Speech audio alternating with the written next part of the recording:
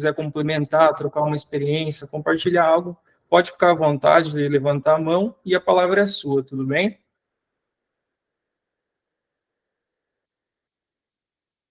Então, beleza, pessoal.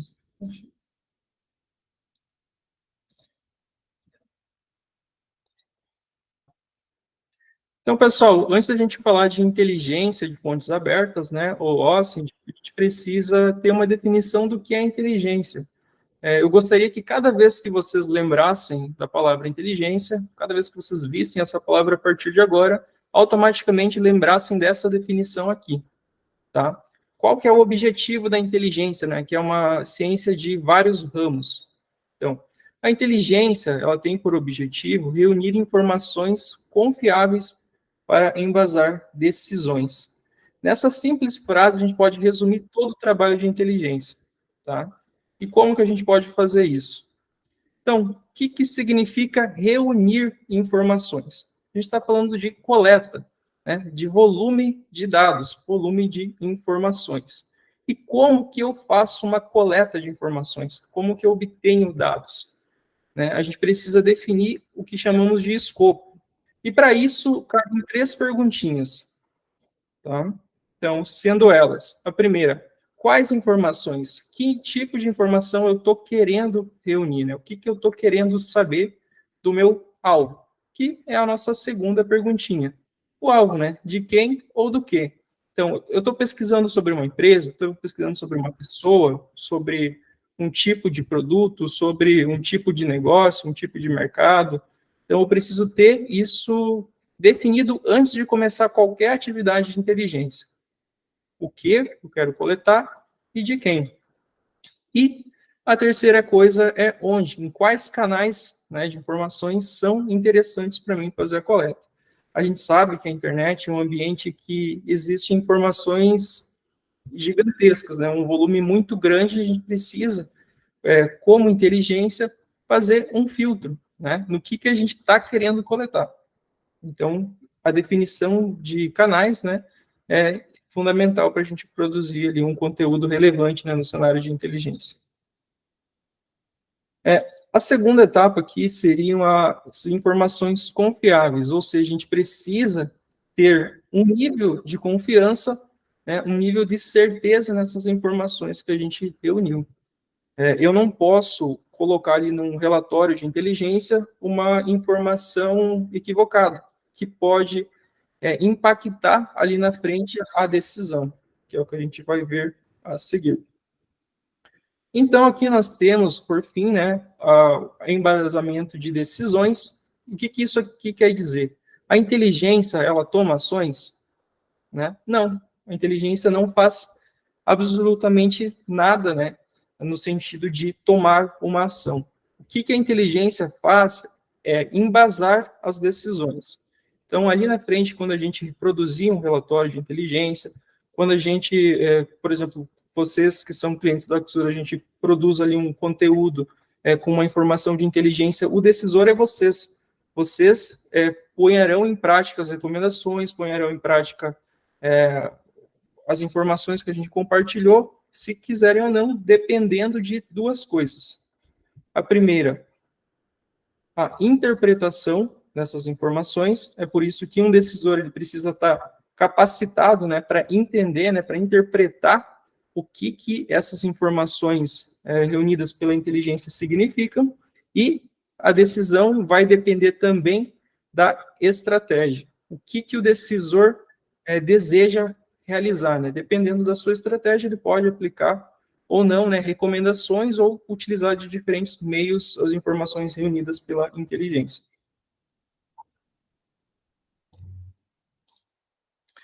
Aqui a gente tem uma rápida definição de inteligência, inteligência cibernética, né, segundo o Exército dos Estados Unidos, que define, né, como um processo de coleta, análise, disseminação de informações para identificar, rastrear e neutralizar ameaças cibernéticas em tempo hábil. Okay? Então, né, indo para OSINT, que é um ramo dentro de inteligência cibernética, sendo inteligência cibernética um dos ramos dentro de inteligência. O OSINT vai ser o nosso processo de coleta, análise, interpretação das informações que a gente consegue obter de fontes abertas e disponíveis, né? Ou seja, tudo aquilo que não me é negado, né? Inteligência, a gente tem dois conceitos, tá? O primeiro deles sendo a coleta, né? E a busca. O que significam isso? A coleta, a gente obtém informações que estão livres. Eu não preciso burlar nenhum mecanismo, não preciso invadir nenhum dispositivo, não preciso invadir nenhum sistema, né? Eu não preciso pegar uma informação que está protegida. A coleta, ela vai simplesmente pegar informações que já estão disponíveis. Um bom exemplo disso seria uma transmissão de rádio. Então, você está ali escutando a rádio, qualquer um pode sintonizar e escutar o que está tendo ali de informações naquele canal. Tá? Já a busca, a gente vai ter ali uma ação ativa, né, para burlar um mecanismo de defesa, né, um mecanismo de proteção, que está zelando ali pela privacidade, né, daquela informação. A OSINT, ela vai entrar nesse conceito de coleta, né, não de busca de informações. Então, quais são as principais características, né? Então, como a gente falou, são fontes acessíveis ao público, sem a necessidade de autorização e de acesso especial. Qualquer pessoa consegue fazer essa coleta de informação, independente de quem ela seja, né, se ela está ou não autenticada. Aqui, né, só para a gente lembrar o que eu acabei de falar, então, a coleta de informações não invasiva, são informações públicas que não estão protegidas. Aqui uma breve história da inteligência de fontes abertas, OSINT. Então, como que surgiu esse conceito? Como que isso começou ser aplicado, né? Na década de 1950, já na Guerra Fria, a inteligência de fontes abertas começou a ser utilizada porque haviam muitas transmissões de rádio. Então, uma nação queria compartilhar uma informação sobre o que estava acontecendo no campo de guerra, né, e tudo mais, ou como era a Guerra Fria, né, ou tudo o que estava acontecendo. Então, a outra nação conseguia escutar aquilo ali ativamente e estar entendendo do lado dela quais informações valorosas ela podia utilizar, né, contra o transmissor das informações da rádio, né. Então, ali, né, a gente tinha a Rádio Free Europe e a Rádio Liberty, que foram criadas para transmitir notícias, e outras pessoas, né, de outras nações inimigas conseguiam ouvir isso e utilizar essas informações. Já ali em 1990, o OSINT começou a ficar mais acessível, né, porque surgiram os mecanismos de busca, né, junto com a internet, né. Então, era muito mais fácil você utilizar ali o Google para fazer uma busca, né, que traria resultados referentes a uma coisa que você deseja mais informações. Já em 2000, a inteligência de fontes abertas começou uma expansão muito grande devido à questão das redes sociais, né? Então, começou a surgir alguns projetos de redes sociais, né? Outras já mais consistentes, e como as pessoas compartilhavam mais informações, esses meios eram melhor vistos, né, por agentes de inteligência para obter informações interessantes. Ali em 2010, então, a gente já era algo bem estabelecido, né, começou a ser utilizado muito no sentido de negócios, né, como a gente fala que a internet cada vez mais gera um volume de informações. A partir de 2010 começou-se a ter uma coleta muito grande e processamento dessas informações, né, junto com inteligência artificial, né, machine learning, estatística, e hoje, né, na atualidade, já é um processo, né, utilizado em diferentes frentes, não apenas, né, dentro de segurança ou inteligência cibernética. Já é algo consolidado. Então, quais são as principais fontes de informações que a gente pode obter, né, a partir de OSINT? As mídias sociais, né, então, Facebook, Google, Twitter, LinkedIn, os mecanismos de busca, né, ali a gente tem de exemplo o Google, o Bing, o Yahoo, fóruns e comunidades online, então, desde fóruns especializados em temas específicos a coisas mais abertas, você consegue obter ali interesses, né, opiniões, comportamentos de indivíduos. os dados governamentais, né, que são disponibilizados nos sites oficiais. Por exemplo, aqui no Brasil, existe a lei de transparência e os governos são obrigados, né, a compartilhar informações sobre contratos, por exemplo, licitações. Então, são fontes úteis, né. A questão da imprensa, né, então, a imprensa, ela, hoje, né, ela produz conteúdo em um ritmo muito acelerado, às vezes até em detrimento, né, da qualidade, que está importando para a mídia, é você compartilhar logo uma informação. Então, a partir da imprensa, você consegue analisar, né, algumas notícias sobre um determinado assunto, né, sobre uma determinada pessoa-alvo, né, um possível alvo. Os blogs e sites especializados, então a gente consegue obter mais informações sobre uma empresa a partir de um blog que ela possa ter, né, ou um outro blog que esteja falando dela, um site especializado. E as imagens e vídeos, né? Então, dentro até da inteligência, a gente tem uma área destinada apenas para análise de imagens e vídeos. Então, a partir disso, existem agentes extremamente treinados para obter o máximo possível de informações a partir de uma imagem, por exemplo. Então, aqui alguns casos, né, de inteligência de fontes abertas, ou OSINT, que a gente pode ter.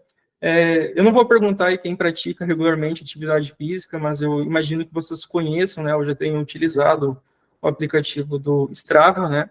E qual que é esse case aqui que eu trouxe para vocês hoje? Estão vendo essa fotinha aqui? Existem alguns pontos marcados. Isso aqui é um caso real, tá? Onde um soldado estava servindo, ele fazia as suas caminhadas diárias e fazia sempre uma caminhada circular, né? Ou seja, em volta de alguma coisa. E isso aqui era distribuído, assim, numa região onde um país estava infiltrado, né? Estava em guerra. E o que a inteligência da nação inimiga fez? Conseguiram verificar esse perfil, né, identificar esse perfil sendo de um soldado ali pelo Strava e descobriram a localização secreta das bases militares. Então, cada um desses círculos vermelhos aqui era uma base militar que o soldado estava fazendo ali a sua caminhada diária e, sem querer, né, estava expondo uma informação sensível para uma nação inimiga. Aqui eu também deixei para vocês uma referência, né, para vocês darem uma lida, que é esse site do Ocient Curious, onde fala especificamente sobre esse caso do Strava, né, onde ele chama que você pode correr, mas não pode se esconder, né, em referência à atividade do Strava. É bem legal que vocês confiram isso. Aqui agora a gente tem ali, mais recente, né, do conflito da Rússia e Ucrânia. Eu imagino que vocês ficaram sabendo, ouviram algo a respeito, mas existiram muitos voluntários brasileiros, né, que foram para a Rússia para ajudar, entre aspas, né, quando, na verdade, foram tirar lá a foto, postar no Instagram. O que temos aqui, né? Então, temos a foto do pessoal ali e dá para ver aqui a bandeira do Brasil, né? Na sequência, a gente pode ver ainda outras publicações parecidas, tá vendo? Então, o pessoal foi para lá para buscar bastante like mesmo. E aqui a gente vê como isso foi visto internacionalmente, né? O que aconteceu? Algumas imagens dessas aqui supostamente ajudaram a Rússia a localizar os esconderijos, né, que os ucranianos estavam, os refugiados, e lançavam mísseis, né, até esses esconderijos. Isso foi muito mal visto internacionalmente, né, então existe uma série de críticas aos voluntários brasileiros, é bem fácil de achar, se vocês buscarem aí no Twitter ou até mesmo no Google, vão encontrar ali diversas críticas, né, duras de pessoas estrangeiras a esse comportamento brasileiro. Então, é bem complicado o que aconteceu ali, no caso da Rússia e da Ucrânia, né. E agora eu trago aqui uma reflexão para vocês, eu imagino que seja até menos, né, pela área de atuação de vocês, mas nós sabemos que as pessoas, elas costumam ter um nível alto de exposição nas mídias sociais, né? Então, uma pessoa que está viajando, o que ela faz? Ela vai lá na praia, tira foto, publica ali hashtag praia, hashtag férias, coloca lá foto. E aí, o que um criminoso olha por uma foto dessa e pensa? O que vocês acham? Ele olha e fala, bom, se essa pessoa não está em casa, provavelmente não tem ninguém na casa dela, né? Então, você acaba ali mostrando, né, para um criminoso, expondo uma situação ali de risco, né? Na inteligência militar, o que é aconselhado, né, sempre para as pessoas que servem, é que você sempre deve publicar o que já passou, né? Nunca publicar o momento atual. Então, é uma recomendação que eu também estendo a vocês. Né? Continuando aqui, né? Temos esses famosos adesivos. Isso aqui provavelmente vocês já viram antes. Mas o que um criminoso, ao ver isso aqui, ele entende, né? Ele vai entender o seguinte: 3 cachorros, 2 adultos, 2 crianças e 3 gatos. Né?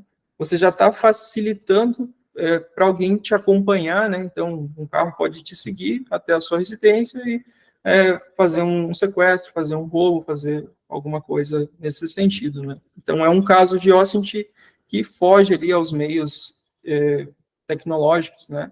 É muito fácil de ver isso no dia a dia.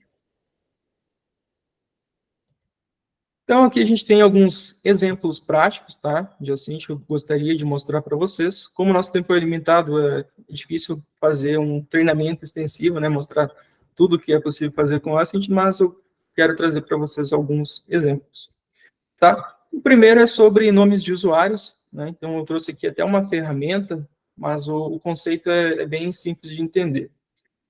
Você vai pegar um nome de usuário, tá?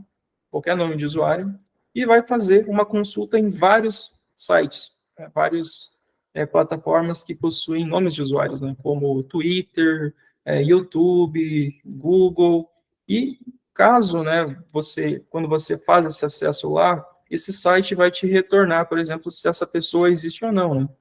Então, existem scripts automatizados que conseguem fazer isso de uma forma muito facilitada, né? Como o caso aqui do Sherlock, que eu quero mostrar para vocês. Então, só um pouquinho aqui. Então, simplesmente executando aqui o nome da ferramenta e o nome de usuário, a ferramenta automaticamente vai me trazer os nomes de usuário, né, os perfis associados a esse usuário que ela encontrar. Então, aqui a gente tem ali uma série de informações sobre um alvo. A gente já tem ali outras fontes, né, onde buscar mais informações. Já que eu sei que esse cara, por exemplo, tem um Pastebin, ou um Reddit, eu posso ir lá ver o que ele está publicando, posso ir lá ver com o que ele interage, né? O seu alvo, no caso. Então, é uma das ferramentas que a gente utiliza para obter mais informações sobre o nome de usuário. Em sequência aqui, a gente tem os e-mails, né? Então, a partir de um e-mail é possível que você descubra onde que esse e-mail está sendo utilizado e como que isso pode ser feito, tá? Existem diversas formas, mas a forma mais efetiva, no sentido de não gerar uma notificação do seu alvo, é através do formulário de esquecimento de senhas, tá? Quando você acessa um serviço, como por exemplo o Facebook, e você acessa ali a seção de esqueci a senha, você consegue verificar se aquele e-mail existe ou não, sem que o e-mail de redefinição de senha seja enviado. Então, a gente também tem aqui uma ferramenta que automatiza esse processo. Nesse caso aqui, o Rolê. Vou mostrar para vocês também como que a gente pode utilizar isso. E vocês vão ver que é também muito simples, tanto quanto com o Sherlock.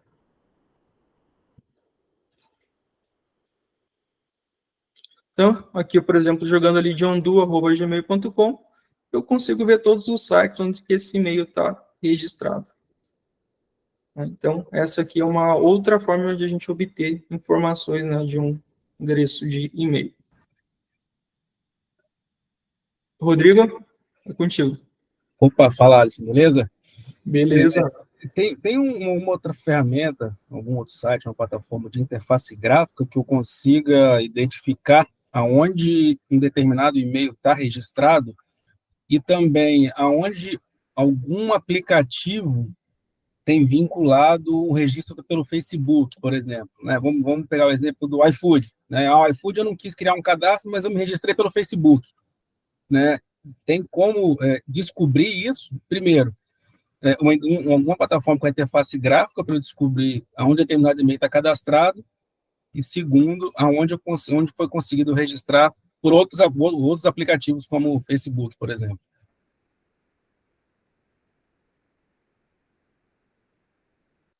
Alisson, desculpa, tá no mudo. Sobre a primeira pergunta, existem sim, né, diversos sites onde você consegue fazer esse mapeamento. Eu vou mostrar aqui um para vocês, que é esse aqui do Apples. Então, aqui, jogando um endereço de e-mail, você consegue obter ali os mesmos resultados que a gente obteve aqui via a interface de comando, né, controle ali via clique. Então, o Apples é uma ferramenta para isso. E sobre ali a questão do login via rede social, né, é possível, mas não da forma que a gente está vendo aqui, né, sobre um formulário de esquecimento de senhas, por exemplo. Nesse caso, faria mais sentido você buscar em vazamentos, né? Então, provavelmente ali, através dos serviços que tenham vazamentos indexados, você consegue obter informações históricas, né, sobre uma atividade de login, né, de um e-mail em algum serviço desse tipo. Mas, assim, não tem, né, nada facilitado de consulta. Apesar de que, se você tiver uma conta vinculada, né, com o Google, por exemplo, em um aplicativo, né, e conseguir fazer essa verificação aqui de esquecimento de senha, né, pelo website, ou pela API, né, poderia ser, você consegue utilizar o seu e-mail do Google, né, então ele vai estar vinculado e você vai conseguir trazer essa informação. Beleza, valeu. E aqui, né, a gente tem também a questão dos domínios, né, então uma ferramenta aqui via interface web, né, que eu trouxe de exemplo para vocês, é o VirusTotal, né, que se estende a capacidade dele, não é só para análise de malwares, né, ou indicadores maliciosos, mas você consegue também ali colocar um endereço de domínio, né, por exemplo, aqui eu utilizei o example.com e encontrei vários subdomínios, né, e outras informações relevantes através de uma consulta simples e gratuita lá no VirusTotal, sem ter uma ação direta, né, nesse domínio. Não estou enviando nenhuma solicitação, nenhuma requisição, né, ali para o domínio, eu estou simplesmente pegando os resultados que o VirusTotal já fez o levantamento. Então, é uma ferramenta interessante nesse sentido.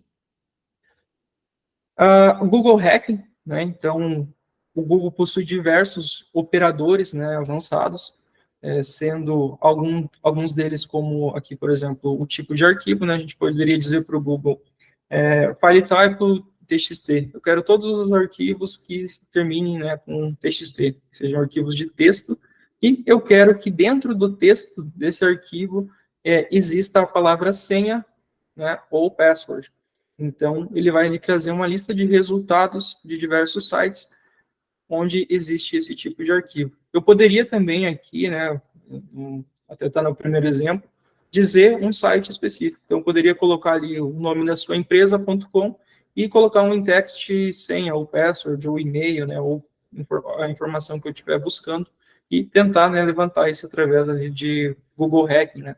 A gente fala Google Hacking, mas isso se estende, né, a outros mecanismos de busca, né. Você consegue fazer isso no Bing, no DuckDuckGo, e em outros, né. Aqui, inclusive, eu deixei para vocês um link de referência do ExploitDB, na parte de Google Hacking Database, onde já existem essas dorks, né? O que seriam essas dorks? Essas composições aqui de operadores já definidas. Então, você consegue lá pegar vários exemplos e até aumentar aí o seu arsenal de coisas para buscar. Então, é uma fonte interessante para fazer essa coleta, tá? Essa definição, né, de meios para utilizar. E aqui, né, eu peguei essa imagem aqui que estava no LinkedIn, vocês devem estar cansados aí de, quando acessar o LinkedIn, ver o pessoal postando ali, quando começa numa empresa, por exemplo, né, novo desafio, bate aquela selfie com kit de boas-vindas e tudo mais, né. E aí, o que eu pergunto para vocês aí, quando um agente malicioso, né, um ator malicioso, vê uma publicação dessas? E eles veem, tá? Primeira coisa, o que é possível extrair dessa imagem aqui, olhando, né? A gente vê isso aqui, beleza, tudo normal, né? Só mais um computador, mais uma área de trabalho, né, mais uma estação de trabalho. Mas o que um atacante, né, um ator malicioso vai ver é, o cara está utilizando o Windows, né, ele tem um monitor LG, ele tem um notebook aqui Lenovo, né, e está utilizando o processador Intel.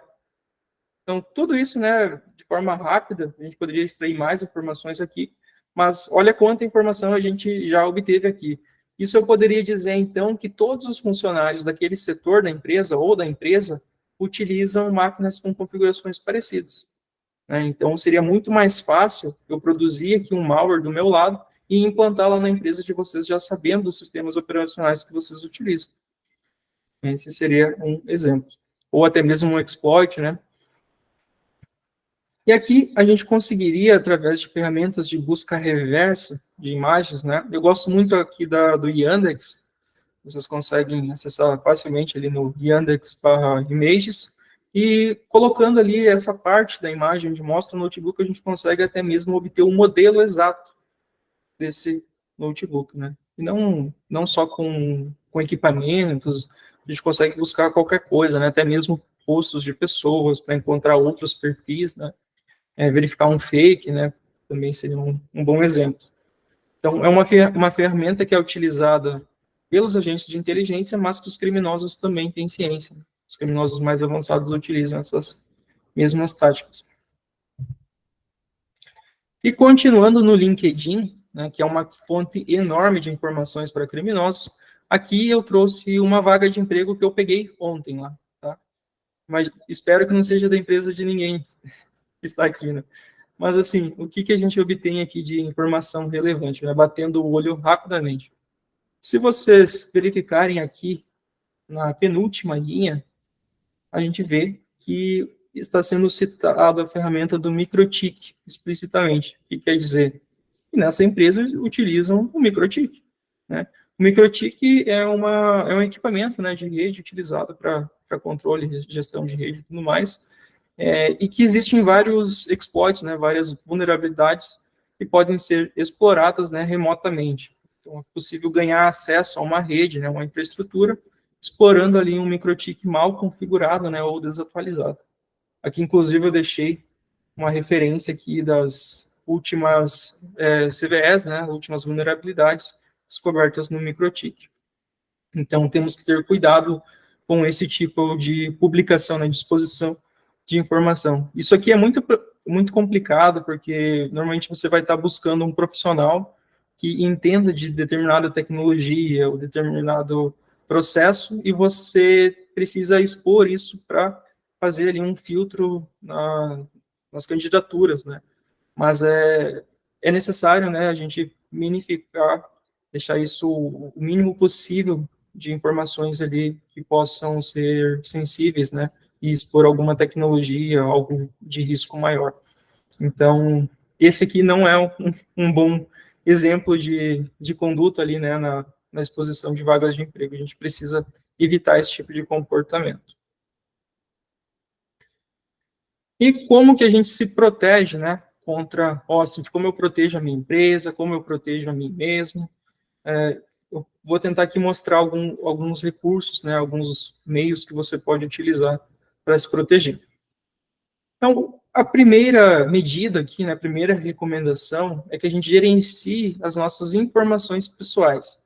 Então, a gente precisa verificar essas nossas informações, como endereço, número, telefone, informações financeiras, se estão, né, apenas disponíveis e que estejam protegidas somente para as pessoas de confiança, né? Então, se eu estou compartilhando essa informação aqui com um banco, beleza. Eu sei que esse banco adota determinadas políticas de segurança, mas aí eu vou lá e compartilho na banca do Zé da esquina, por exemplo.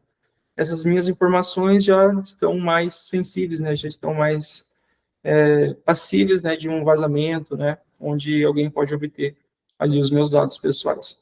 As informações online, né, então, esse gerenciamento, a gente precisa limitar o máximo possível, né, do que a gente expõe online, né? Então, desde o que a gente compartilha, a gente está expressando a nossa opinião, até mesmo as nossas informações pessoais, né, como cidade, né, endereço, contatos, né? Então, um grande erro ali no LinkedIn, por exemplo, é lá no perfil você não ocultar o seu e-mail. Então, a pessoa acessa lá, clica nos 3 pontinhos e consegue ver o teu endereço de e-mail que você está utilizando para fazer login no LinkedIn, geralmente, né, que é o seu e-mail de contato, né? Isso se aplica também para telefone. Então, a gente precisa verificar, né, as nossas configurações de privacidade nas mídias sociais, principalmente, mas em outros serviços que a gente possa estar utilizando essas informações. Aqui, né, a gente tem também o monitoramento da presença online, né? Então, a gente consegue fazer uma pesquisa, né, em mecanismos de busca, fazer um monitoramento, né, contínuo, né, das nossas contas em mídias sociais. Vamos citar aqui, por exemplo, o serviço da Axur, que a gente consegue monitorar, né, vários grupos, vários canais abertos, né, e fechados, onde possivelmente estão falando, né, sobre a marca de vocês. Então, é um meio também, né, que pode ser utilizado para fazer o monitoramento da presença, né?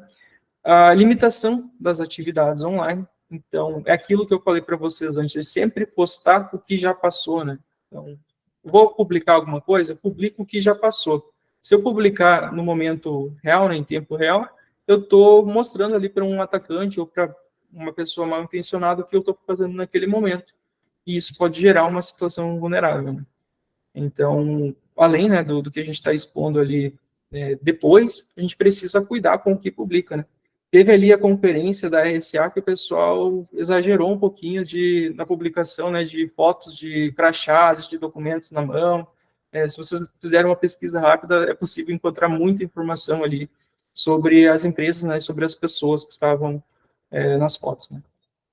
E aqui a gente precisa também fazer, né, estabelecer uma política de compartilhamento de informação. Então, a gente precisa, dentro das empresas, definir o que pode compartilhar ao meio externo, né, meio exterior. Então, os colaboradores precisam estar cientes de que tipo de informações podem sair dali e que outros tipos não podem, né? Isso precisa ser bem definido. E aqui eu deixei um espaço para a gente trocar uma ideia, né, umas perguntas e discussões. Eu gostaria do comentário, né, do compartilhamento de experiência de vocês.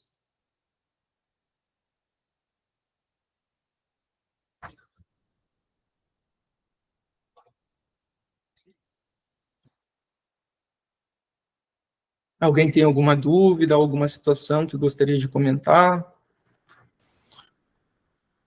Boa tarde, Alex. Aqui é o Lafa da Celomital Sistemas, tudo bem? Tudo ótimo.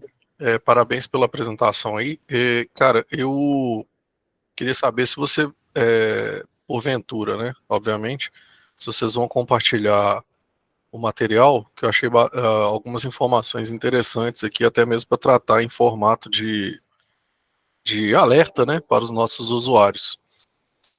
E sobre o slide ali que você falou do serviço da Axur, que monitora grupos, né, e informações, existe alguma iniciativa que possa, por exemplo, derrubar um conteúdo que está sendo vinculado nesses grupos, alguma coisa assim?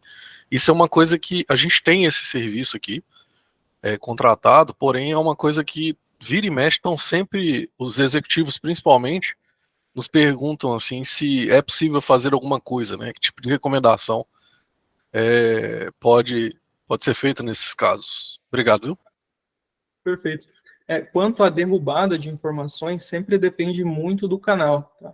Então, por exemplo, a gente encontra redes sociais, né, ou plataformas que facilitam essa remoção de conteúdo e outras que dificultam um pouco mais. Tá? Eu vou dar um exemplo bem simples. O Facebook. O Facebook ele é muito colaborativo, né? É fácil de remover um conteúdo que está lá, né? Se a gente conseguir atender todos os critérios que eles estabelecem, né, para aquele conteúdo ser irregular. Né? Já pegando, por exemplo, o Telegram, é uma coisa mais difícil de você remover uma mensagem, tá? O Telegram não tem um histórico de tanta colaboração assim nem com uma empresa de inteligência, nem com governos, né? Então, como é a política do aplicativo ser algo voltado para a privacidade, é um pouco mais difícil, né? Mas sobre o monitoramento, sim, né? A gente, por exemplo, na Axur, a gente está presente em vários canais, né, de monitoramento, e as informações são facilmente identificadas, assim, quase que no momento em que elas são publicadas, né? Então, se alguém estiver publicando um dado de uma empresa, né, que a gente está monitorando, a gente vai, muito possivelmente, detectar isso. Não sei se respondi todas as suas perguntas, Lafa. Só faltou o material. Do material vou deixar para Lei responder. Lei, você está aí? Sim. Beleza. A gente vai disponibilizar a gravação e o material a gente vai mandar em PDF também, tá? Beleza, muito obrigado. Viu?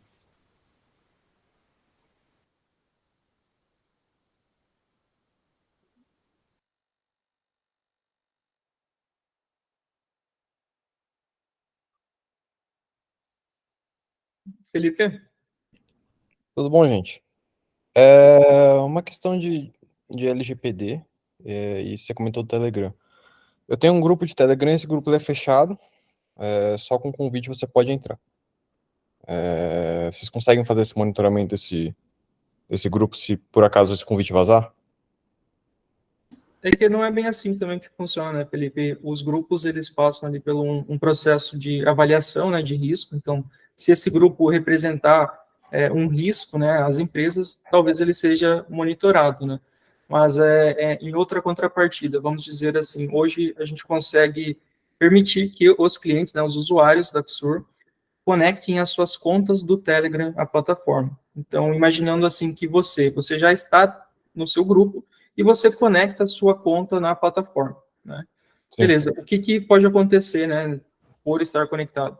As mensagens, né, são lidas e monitoradas, né, como é dito já na política de uso da plataforma, quando você conecta uma conta, né? Lembrando que o objetivo da plataforma não é que você conecte a sua conta pessoal, mas que você conecte uma conta de persona, né, uma conta de infiltração, onde você vai monitorar, né, os grupos que a sua persona está, né, para detectar uma atividade maliciosa. Sim. E do ponto de vista da LGPD, Sim. para entender mesmo, tem algum empecilho? Tem algo que eu devo me preocupar? O que acontece, né, quanto à LGPD? A LGPD diz que as informações que estão públicas, né, elas não são passíveis, né, de regulamento. Então, se uma informação está pública e é possível você provar isso, né, que essa informação já foi publicada e que ela é de acesso aberto, então não tem problema de você fazer essa coleta, né? Perfeito, obrigado. Lafa? Só colaborando aí com a pergunta do Felipe, aqui a gente geralmente não incentiva o uso de ferramentas como Telegram, WhatsApp para informações de negócio, principalmente as estratégicas. Por quê? Porque acaba que as pessoas pensam que o time de segurança tem o domínio de tudo, sabe? Então fica essa recomendação aí. Então, geralmente a gente recomenda que não sejam trafegadas informações estratégicas, internas, principalmente, em canais como esse que o time de segurança raramente vai poder atuar, sabe? Sim. Eu falo que eu já vi caso de empresa que o SOC dele trabalhava diretamente no Telegram e vazou o link do grupo. Então, assim, não foi muito legal. É bem perigoso mesmo. Realmente. Opa, boa tarde.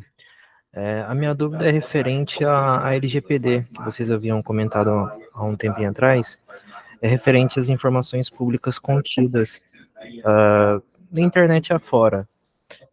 Caso essas informações, eu consiga obter essas informações, obviamente de uma forma que eu encontre publicamente na internet e utilizar essas informações para ganhar vantagem, alguma coisa assim do tipo.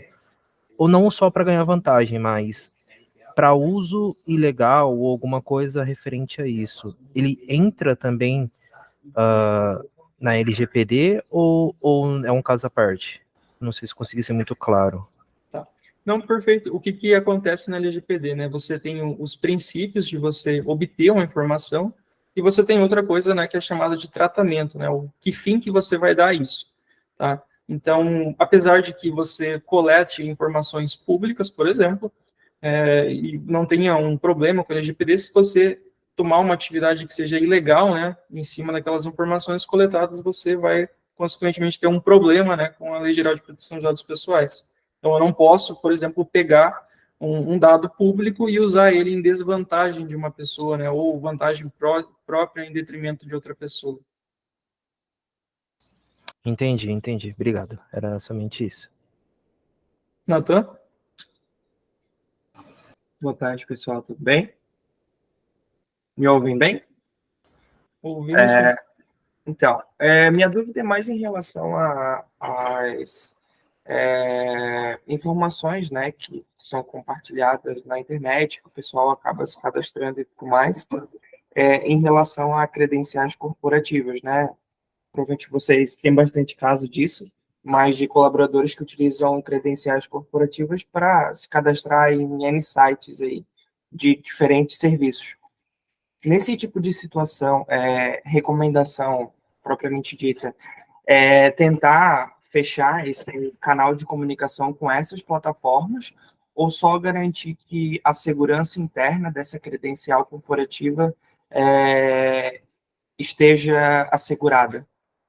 Qual que é a recomendação de vocês nesse tipo de caso? Porque é um pouco mais complicado, né? A gente entrar em contato, solicitar remoção.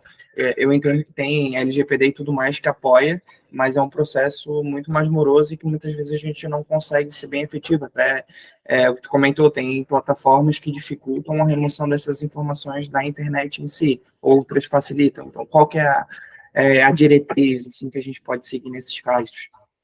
Esse ponto que você trouxe é super importante, Natan, porque além, né, de colaboradores criarem contas com credenciais corporativas em serviços que são ilegais, né, dentro da política da empresa, você pode ter um outro problema com vazamento de credenciais. Então, imaginando que um colaborador utilize uma credencial para acesso a um serviço interno e ele repita essas mesmas credenciais, ou seja, usuário e senha, para criar uma conta no Facebook da vida, e essa informação vaza, um atacante mal intencionado, o que ele vai fazer com essa informação em mãos, né? Ele vai pegar e testar isso de forma automatizada em vários outros serviços, né? Chamado de credential stuffing, né? Então, testar a reutilização de credenciais em vários outros serviços para verificar se essa credencial não está ativa em outra plataforma, né? Então, é bem complicado essa questão de vazamentos de credenciais, né? Ainda mais corporativas. O que a gente recomenda, né? Existe um movimento muito grande no mercado, onde a gente vê diversas recomendações de política de fortalecimento de senhas. A gente não tenta não ir tanto nessa linha, tá? Porque uma credencial, independente do tamanho dela, por exemplo, 16 caracteres, a 32, a 255, se for um malware que está coletando ali no dispositivo, ela vai ser vazada do mesmo jeito, tá? É muito difícil um ataque bem sucedido com força bruta. Então, a gente, sabendo, né, que essas credenciais podem ser facilmente compartilhadas, né, filtradas, coletadas por atacantes maliciosos, a gente fortemente recomenda a utilização de MFA, né? Então, seria uma autenticação de múltiplo fator, onde você estaria, né, agregando uma camada maior ali de segurança na autenticação. Então, a recomendação, né, sobre colaboradores que criariam contas em outros serviços, né, a princípio poderia ser o bloqueio, né, de acesso a esses serviços para esses colaboradores que fazem isso, né, e aplicação ali necessária, né, do MFA, né, da autenticação de múltiplo fator nos serviços corporativos e também, né, uma forte política, né, de utilização das informações, onde você pudesse responsabilizar, né, também o colaborador de onde ele está utilizando a credencial.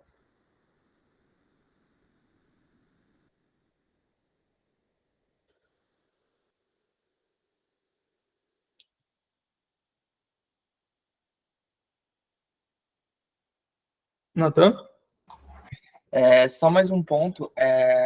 Acho que faz umas 2 semanas que vocês soltaram um material sobre a questão do próprio MFA que tu comentou agora, que já tem malware, tem outras técnicas que estão sendo utilizadas para burlar esse serviço, né? Tendo em vista isso, como que a gente pode se resguardar ainda mais para melhorar essa segurança nesse ponto, já que nem com o MFA a gente está mais seguro?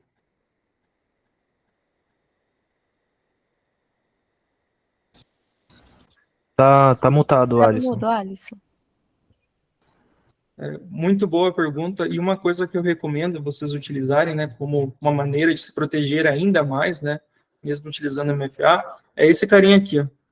É um YubiKey, ou seja, uma chave de autentificação, tá, de múltiplo fator, que é física, né? Então, através dela, eu consigo fazer o acesso ao meu dispositivo como se fosse a chave da minha casa.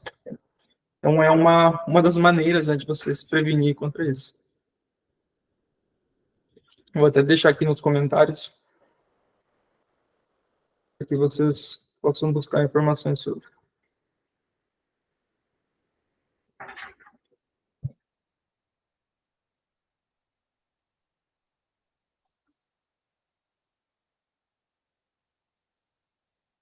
Mais alguma pergunta ou experiência, pessoal?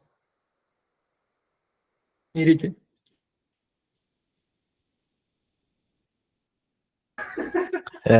Referente à parte de escaneamento de arquivos e URLs, como por exemplo do vírus Total, teria alguma outra indicação que seja, entre aspas, confiável para emitir links ou até mesmo arquivos?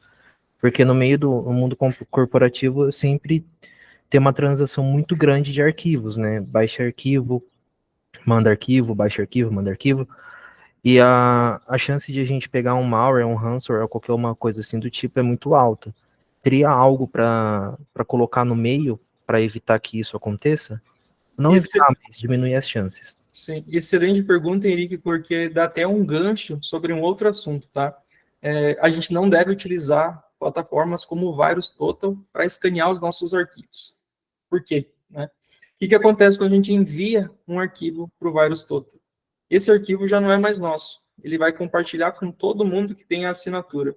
Então, por exemplo, se eu colocar lá uma regra IARA de detecção de arquivos que possuem o nome da sua empresa, eu vou ser alertado sempre que tiver um conteúdo seu e eu vou poder baixar isso se eu for um usuário pagante, né?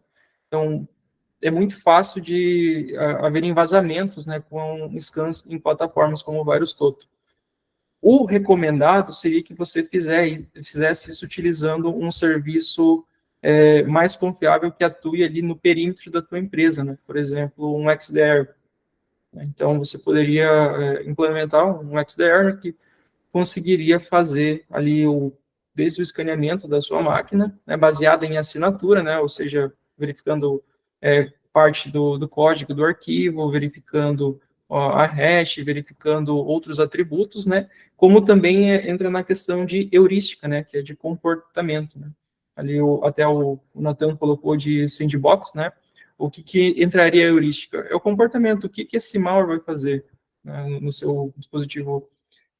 O XDR vai conseguir verificar esse comportamento, né, rodando ele numa sandbox dele mesmo, e vai dizer se aquilo é malicioso ou não, sem que essa informação saia da tua empresa, né?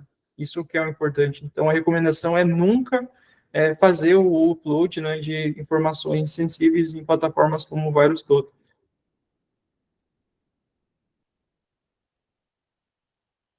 Felipe?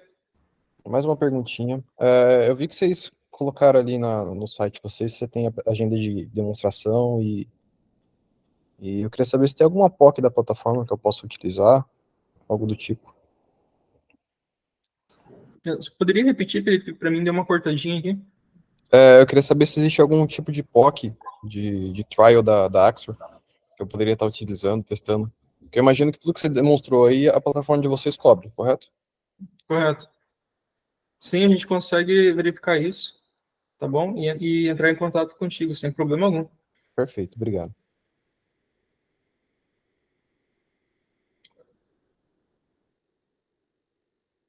Mais alguém?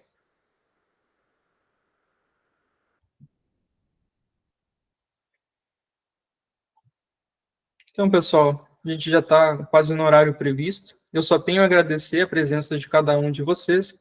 Eu acredito que essa nossa conversa foi muito boa mesmo. Todo mundo conseguiu compartilhar a experiência, né? E fica o convite para os próximos webinars da Axur. Henrique?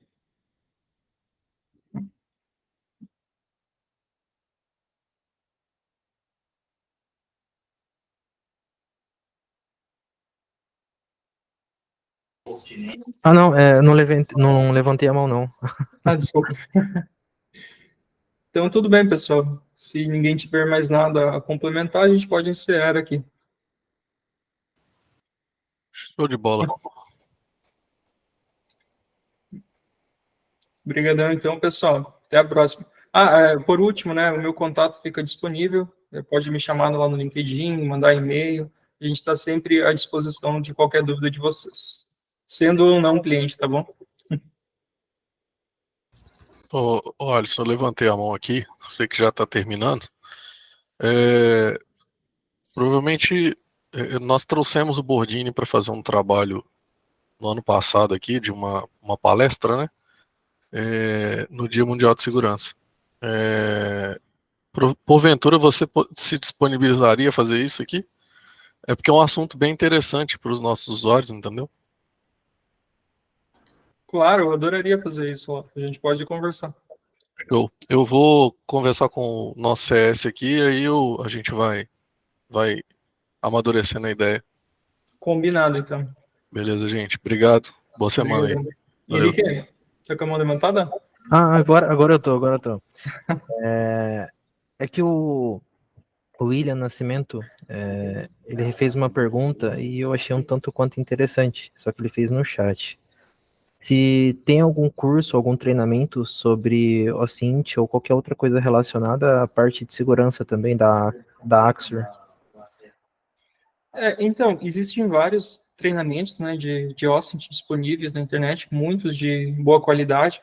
Eu recomendo também alguns conteúdos que a gente pode enviar para vocês como referência ali, né, para leitura no material do PDF, como blogs, né, e artigos. Mas o Bordini, né, ele também dá um treinamento no Instituto IDEP, né, na Darius, sobre OSINT. Então, vale conferir lá também. Ótimo, perfeito. Obrigado. Beleza, então, pessoal. Agradecido e até a próxima. Valeu. Obrigada, gente. Até a próxima, pessoal.